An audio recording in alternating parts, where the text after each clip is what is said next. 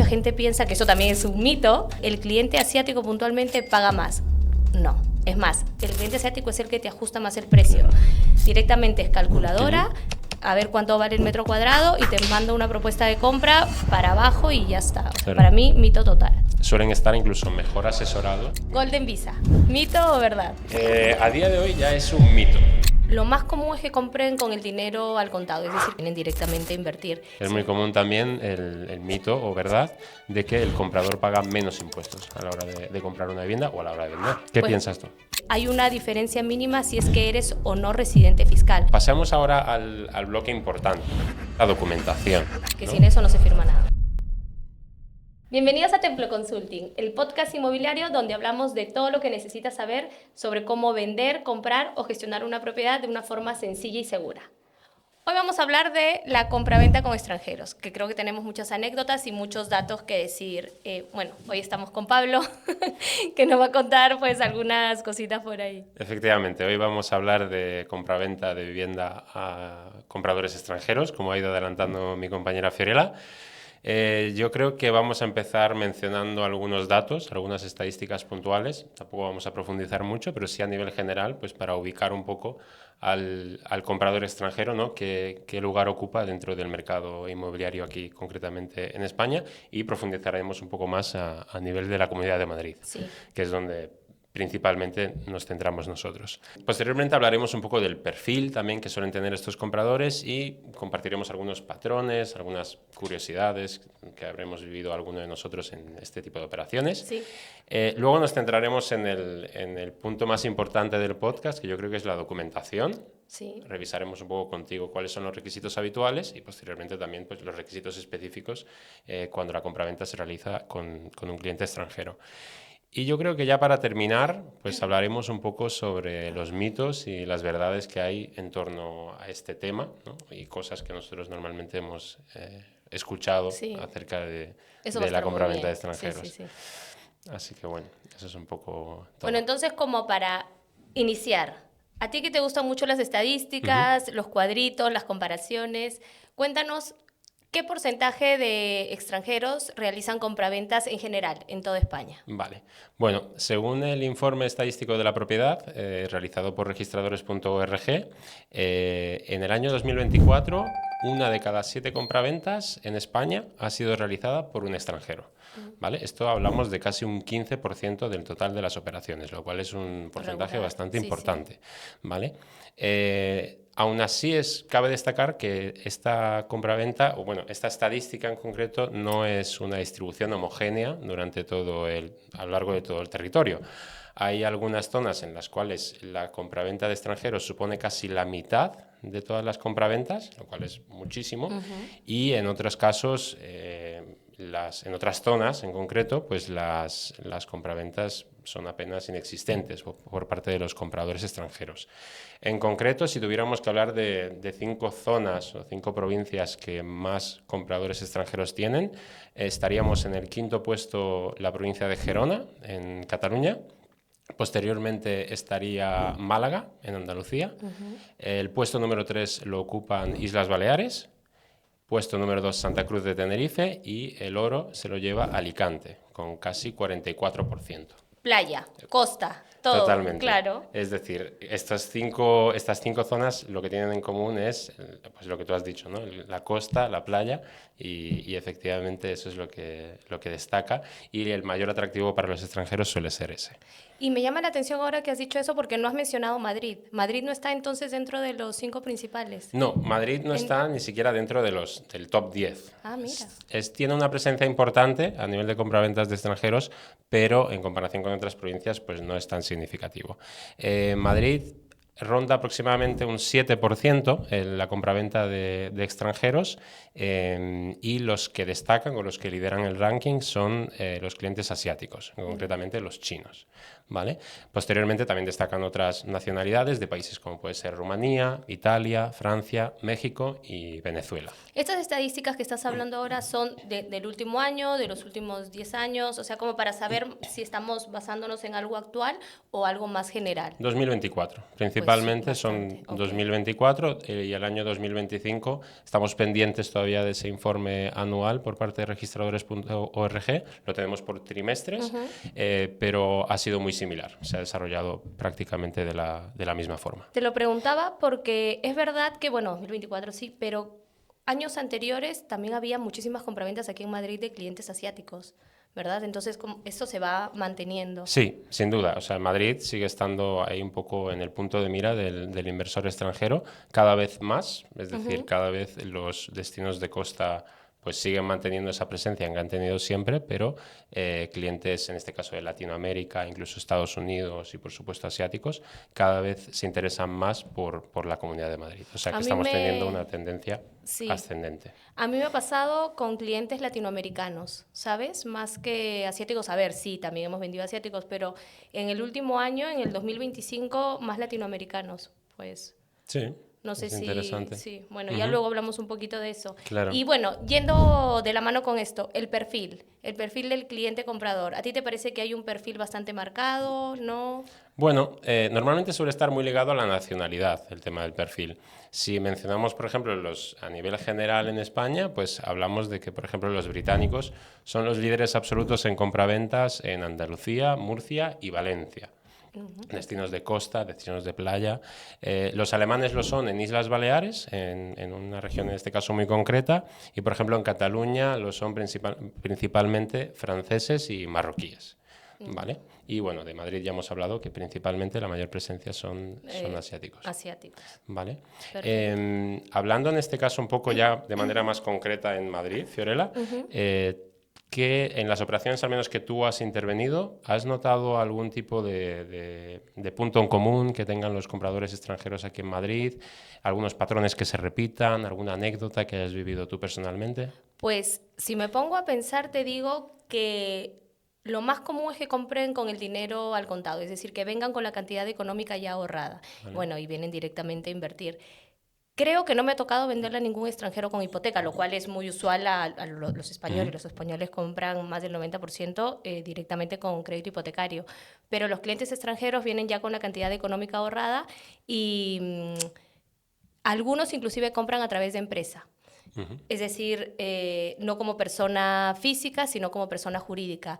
Y puede ser que sea también por un tema impositivo, porque si tú compras como una persona jurídica, tienes una bonificación y pagas el 2% de ITP, siempre y cuando la empresa con la que compres esté registrada en el sector inmobiliario y luego realices la venta de la vivienda antes de los 3 años.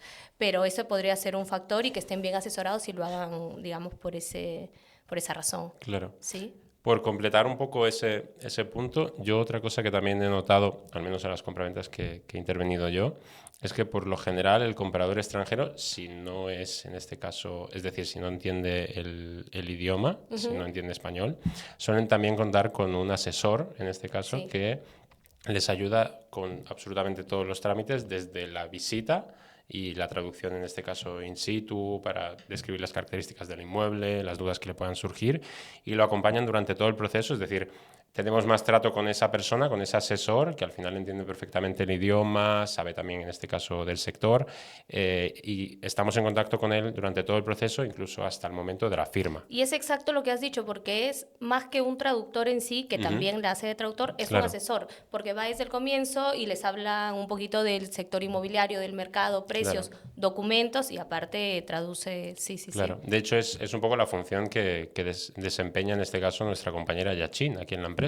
Ella se encarga en este caso de trabajar la base de datos de clientes asiáticos en Templo Consulting y además pues les da ese servicio del que hemos hablado antes, ¿no? Desde la visita. Desde la visita, y si se concreta en este caso la venta, todo el proceso hasta el final, incluso la asistencia en notaría. A ver, yo no sé si es que a ti te ha pasado, pero con clientes asiáticos que hemos hecho visitas, claro, es que es muy complicado comunicarse, porque, a ver, sí que van con un traductor en el móvil y esto, pero luego es muy complicado. Y ya luego cuando está Yachin, es que hace la traducción perfecto y ellos sienten como más tranquilidad, más confianza en el proceso, porque Claro. es en el momento que tú le estás comentando algo Claro. y ella también. Y Sí. bueno, y se lo dice de cierta forma, pues que ellos entiendan y no Claro. como el traductor, ¿no? Hay como una Sí. cercanía también. Sí, ya hablaremos un poco más adelante en este caso sobre la importancia que tiene ese punto, ¿no? Esa traducción e interpretación y lo importante que tiene en este caso tener una comunicación Sí. fluida con el comprador extranjero, sobre todo si no entiende el idioma. Muy bien, ya sabes que quieres vender tu piso, pero ¿vas a pagar 15.000 euros por lo que nosotros podemos hacer por 2.950 euros más IVA? Somos Templo Consulting, una inmobiliaria diferente. Mismo resultado, más transparencia. Bueno, pasamos ahora al bloque importante, A lo ¿no? importante, sí. A lo que es la documentación, Que ¿no? sin eso no se firma nada. Exactamente, es decir, es lo más importante en este caso de este podcast. Hablaremos un poco de los requisitos especiales o los que destacan a la hora de llevar a cabo una compraventa con un cliente extranjero, pero yo creo que no viene mal recordar un poco los requisitos básicos y habituales que hay que cumplir sí o sí en cualquier compraventa, independientemente de si hablamos de un comprador extranjero o una empresa. ¿Nos podrías recordar cuáles son? Sí, a ver, si hablamos de la documentación habitual, tenemos que recordar que las escrituras originales son primordiales al momento de la compraventa. Lo pongo así porque me ha pasado, que creo que te lo comenté en algún momento, que un cliente tenía la copia simple, no la escritura original, la copia simple, y pensaba que con eso era viable ir a notaría, pero no, porque son las escrituras originales y si no las tienes porque compraste hace mucho tiempo o tuviste la herencia y también fue años atrás, tienes que gestionar una copia simple autorizada. Esto es lo único que reemplaza la escritura original y no la vas a tener en 1 o 2 días porque esa es una gestión que tienes que ir al colegio de notarios, hacer la solicitud, tiene que hacerla además el titular propietario, uno de los propietarios de la propiedad, y luego de que haces la solicitud, después de 10 días es que puedes ir a recoger el documento. Entonces, como para que lo tengan bien claro, si no tienes las escrituras, con tiempo, haz esta gestión para que tengas una copia simple autorizada. Luego, documentación vigente, por favor. DNIs vigentes y en físico. Yo sé que a ti te ha pasado algunas cositas con eso. Sí. A mí el tema del físico yo lo empecé a incluir en el listado de requisitos porque en una compraventa un señor se presentó con una foto del DNI en el móvil y él lo había utilizado en otras circunstancias y él siempre lo había valido y estaba convencido de que lo iba a poder utilizar en la escritura, cosa que obviamente Pues en estos no. casos definitivamente no. DNI físico, escrituras originales, certificado de comunidad, estar al corriente del pago con el recibo del IBI, no solo el último año, sino inclusive hay algunos notarios que te piden de años atrás. Certificado de eficiencia energética, que es obligatorio. Y bueno, ya te lo adelanto y tú continúas con esto, porque es importante también el tema de tener una cuenta bancaria en España.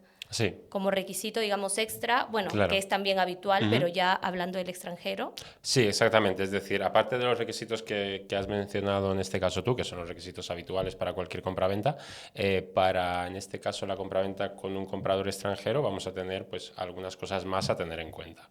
La primera, la más importante, a la misma importancia que tiene el DNI para un comprador nacional, en este caso español, para el extranjero va a ser el NIE, es el equivalente.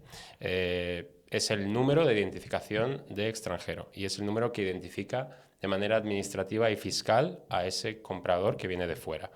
Sin este número es prácticamente imposible gestionar la compraventa, es imposible directamente y no se puede realizar ningún tipo de gestión relacionada con la misma. Pues, por ejemplo, no podemos firmar ante el notario, porque el notario si no puede identificar de manera adecuada al comprador, no se firma la escritura pública. Tampoco va a poder hacer gestiones como puede ser el cambio de suministros, darte de alta, por ejemplo, la luz, el gas o el agua, ninguna compañía lo va a permitir sin un NIE.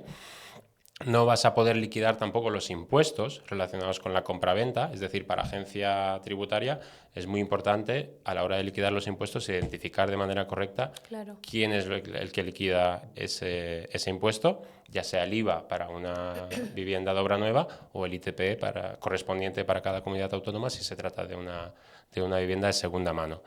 Y efectivamente, uniéndolo un poco a lo que me mencionabas tú justo antes de acabar, para el tema de las operaciones bancarias. Sin un NIE tampoco va a ser posible.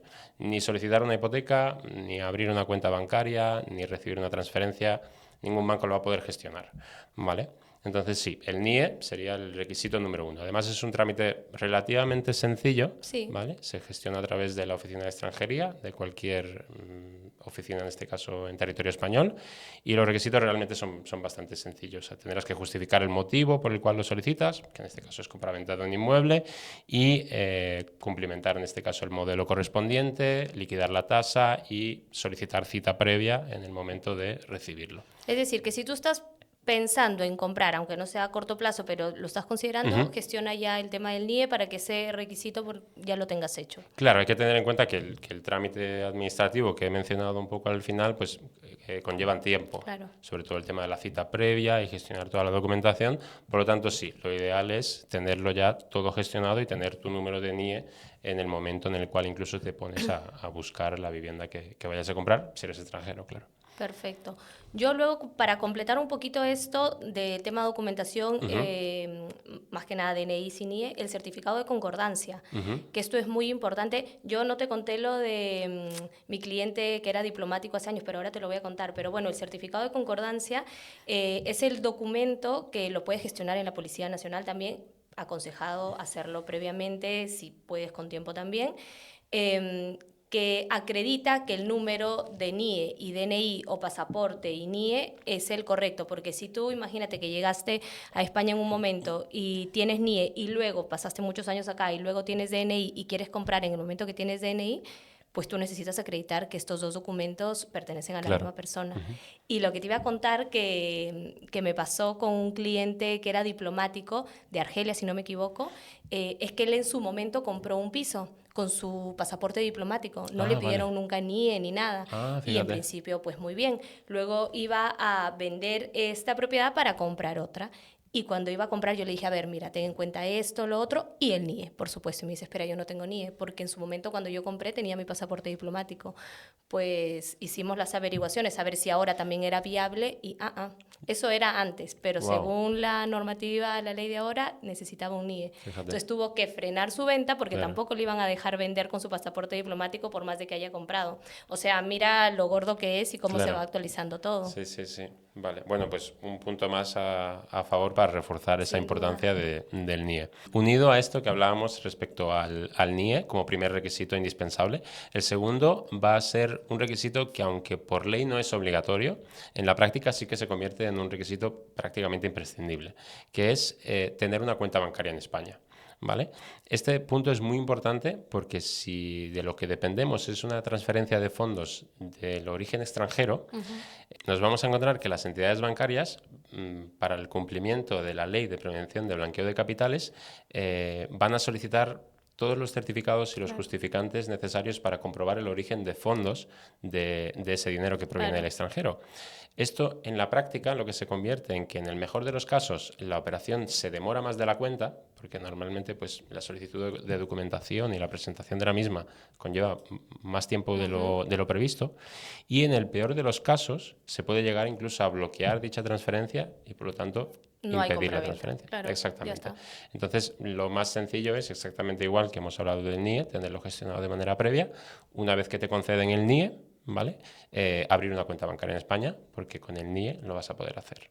Pero, a ver, mira, ahora que dices eso y me pongo a pensar en el día a día. Cuando se hace una compraventa a través de hipoteca, bueno, que la gestoría del banco se encarga de todo. Pero cuando es con un comprador que viene con el dinero contado, que usualmente tienden a ser los extranjeros, tú estás en la notaría haciendo la transferencia y algo llega a fallar porque o tuviste problemas de conexión o el límite de transferencia que puedes hacer y tienes que llamar a una gestoría. Y esto, imagínate si la cuenta fuera extranjera. Claro. O sea, ya te digo, un lío gordo. Sí.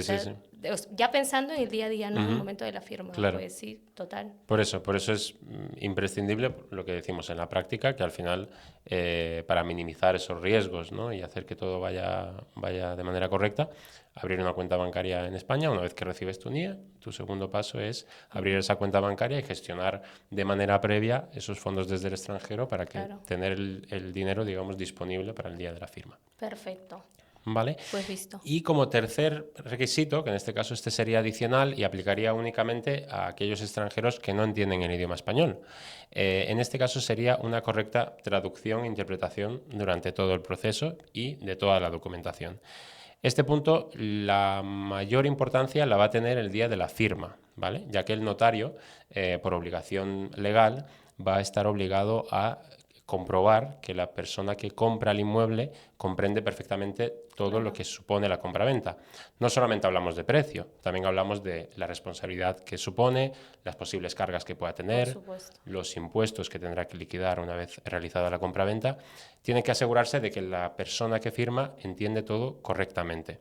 Por eso es importante que se cuente con un traductor jurado el día de la firma, que incluso se puede llegar a reflejar en la escritura pública. Se puede añadir, en este caso, que ha figurado en este caso un traductor jurado el día de la firma, para que en un futuro evitemos cualquier tipo de problema, malentendido, y que por supuesto no puedan impugnar la escritura pública por ese motivo. No solo para la firma es importante esta figura del traductor y de la interpretación, sino que también, bueno, durante todo el procedimiento, el hecho de contar con una persona que entiende perfectamente el idioma del comprador, pues facilita muchísimo los trámites. A ver, es que es común que nosotros trabajemos con clientes que hablan inglés porque ahí la conversación es un poco más fluida. Pero lo que decíamos, en caso de clientes asiáticos o que hablen otro idioma indirectamente no entiendan inglés, complicado transmitir todo en la visita. Luego la documentación que va a ser necesaria, lo de la nota simple que hablábamos, ¿te acuerdas en su momento? Que se puede gestionar. A ver, tú al registro de la propiedad le pides una nota simple en español, lo habitual. Pero los que no saben sí que puedes gestionar una nota simple en registradores.org o también presencial, bueno, dependiendo cómo quieras hacerlo. Si lo haces a través de la web, tiene un coste de 30 euros, si no me equivoco, pero puedes tener la nota simple en inglés. Claro. Lo cual, si no te estás familiarizado con el español, pues mira, ahí tienes también una solución. Sí. Tu piso no es uno más, y nosotros tampoco. Con más de 12 años de experiencia te ayudamos a vender sin complicaciones. Solo cobramos 2.950 euros masiva cuando vendemos. Temple Consulting. Más fácil, imposible. Vale. Pues yo creo que pasamos ya a la última parte de mitos y verdades de esta entrevista, que efectivamente son mitos y verdades. Entonces, es que hablamos de todo muy serio, como mucha información, que es importante, pero vamos también a la parte divertida y que vamos a decir tal cual, la verdad. A ver qué nos parece de acuerdo a nuestra experiencia. Vale, pues ¿te parece si yo empiezas tú? Venga. Golden Visa, ¿mito o verdad? Golden Visa. Bueno, a día de hoy ya es un mito, ¿vale? Y vamos a matizar un poco. Sí es verdad que la Golden Visa ha existido durante mucho tiempo en España. Fue un programa especial que se emitió bajo la ley 14/2013, si no me equivoco. Y durante mucho tiempo lo que hacía este programa es que le ofrecía el permiso de residencia a compradores, en este caso, bueno, a personas extranjeras que realizaban una inversión significativa en España. Concretamente, más de 500.000 euros. ¿Vale? Si hacían esa inversión, se les concedía el permiso de residencia, por supuesto podían trabajar y vivir en España y además se podían mover por toda la zona Schengen. Entonces, compradores extranjeros fuera de la Unión Europea era un atractivo bastante significante. ¿Qué ocurre y por qué es un mito? Porque a día de hoy ya no existe. Concretamente, el año pasado, en el año 2025, el 3 de abril, si no me equivoco, esta ley fue derogada. Entonces, ya los compradores extranjeros no tienen ese incentivo que tenían antiguamente. Por lo tanto, es un mito. Es un mito. Y decimos muy claro que es un mito porque el año pasado es que había muchos clientes que nos llamaban directamente para decir, no, es que el tema de la Golden Visa, no, que ya no está vigente, ya no está. Entonces, mito total. De aquí en adelante, mito. Mito completamente, exactamente. Vale, pues yo tengo otro para ti, que en este caso es algo que estaremos hartos de escuchar en la oficina, y es el tema de que los extranjeros siempre compran por encima del mercado. Es decir, que se le puede pedir más al extranjero que al cliente nacional. Para mí es mito también, 100%. Sí que podríamos tener alguna excepción en algún barrio puntual y que el extranjero quiera vivir ahí y te pague un poquito más, puede ser. Pero en general es un mito porque es que ya vienen asesorados, ya sabes cuánto vale el metro cuadrado en la zona, ya sabes lo que quieres pagar. Además, si tienes la cantidad económica ahorrada y vas a comprar al contado, es que directamente inclusive ajustas un poco más el precio, que es lo que nos pasa mucho. Y sobre todo, si nos enfocamos en clientes asiáticos, mucha gente piensa, que eso también es un mito, mucha gente piensa que el cliente asiático puntualmente paga más. No. Es más, el cliente asiático es el que te ajusta más el precio. Claro. Directamente es calculadora, a ver cuánto vale el metro cuadrado y te manda una propuesta de compra para abajo y ya está. O sea, Claro. para mí, mito total. Sí, además, lo que hablábamos al principio un poco, suelen estar incluso mejor asesorados que el cliente, digamos, nacional. Sí. Y eso hace que en ocasiones, incluso a la hora de negociar, sean incluso más duros que... Es que, ¿sabes qué puede ser? Que el español, o bueno, si no es español, si bueno, es extranjero, pero ya vive acá, es un residente fiscal y está familiarizado con el entorno y el estilo de vida español, influye mucho el tema sentimiento, ¿no? Claro. Quiero vivir en este barrio, quiero que mis hijos vayan a este colegio, mis amigos, qué Ya. sé yo. En cambio, si eres un extranjero que directamente vienes a vivir recién a España o quieres invertir, Claro. eso no. Entonces, No tienes ese factor claro, emocional que es una puede compra más tener fría. el de aquí. Total, y vas Claro. simplemente a números. Vas a números, a rentabilidad, a inversión y lo que te puedes gastar, que muchas veces también tienen, digamos, ese límite muy cual. claro hasta dónde pueden llegar y de ahí no se mueven. A ver, y ahora te pregunto yo a ti, ¿tú crees que es un mito o verdad que los extranjeros valoran la profesionalidad? Yo creo que es verdad. ¿Verdad? En general, en términos generales, siempre hay una excepción, ¿no? Puede siempre haber una excepción, pero en general yo te diría que sí, que al menos con los compradores extranjeros que yo he tratado y que he visto que han tratado otros compañeros del sector, si se hace una buena gestión, que obviamente esto es importante, sí valoran mucho la profesionalidad, la transparencia durante todo el trámite. Hay que entender que al final es un comprador que viene del extranjero, que no está familiarizado muchas veces con Claro. los procesos que se llevan a cabo aquí, pero si ve ese esfuerzo y esa profesionalidad, lo valora muchísimo y por supuesto también valora mucho la seguridad jurídica que Claro. ofrecemos aquí en España. Por lo tanto, para mí es algo cierto, es verdad. Sí.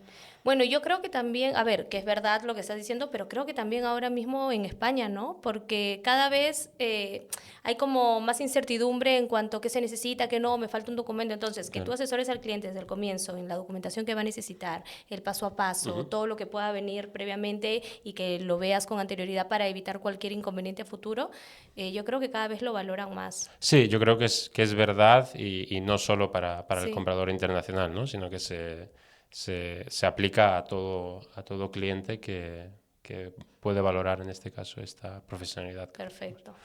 Vale, y por mi parte me queda el último y en este caso es el tema de impuestos. Es muy común también el mito o verdad de que el comprador paga menos impuestos a la hora de comprar una vivienda o a la hora de vender. ¿Qué Pues, piensas tú? Para mí, bueno, es un mito directamente porque pagan los mismos impuestos que un español. Lo único es lo que te comentaba antes, que si compras a través de empresa, pero es que eso también se aplica para un español, que si no eres una persona física, sino una persona jurídica y compras a través de empresa, tienes la bonificación en el ITP y en lugar del 6 pagas el 2. Bueno, el 6 en Madrid, que en otras comunidades autónomas es menos, el 2%, pero luego, al igual que todos, tienes que pagar registro de la propiedad, tienes que pagar notaría, el impuesto, y el vendedor tiene que pagar plusvalía sin duda. Bueno, a ver, hay una diferencia mínima si es que eres o no residente fiscal, pero esto ya seas extranjero o no. Es decir, si tú eres español, pero resides fuera y tributas fuera de España, sí que en lugar de pagar el incremento patrimonial en tu declaración de la renta, lo que haces directamente es pagar el 3%. Y no directamente tú, sino que la obligación recae sobre el comprador. Y el comprador es el que tiene que hacer esta gestión y luego acreditar que se pagó debidamente el 3% del IRN, ¿no? Pero bueno, después todo igual, exactamente. Bueno, pues yo creo que con esto ya hemos terminado este podcast sobre este tema tan interesante. Bueno, muchas gracias por toda la información que me has iluminado, me has enclarecido con información, sobre todo lo de las estadísticas, Sí. que yo no me imaginaba que era un porcentaje tan grande del 50% en las costas y demás. Claro, sí, yo creo que es un tema que da para otro vídeo más, ¿no? A ver, Incluso. nosotros trabajamos puntualmente en el mercado de Madrid, pero tú sí has gestionado ventas en la costa Sí. y justo con clientes extranjeros también, Sí, ¿no? concretamente en Alicante, en Torrevieja, que es esa provincia número 1 en este caso a nivel de Claro. compraventas.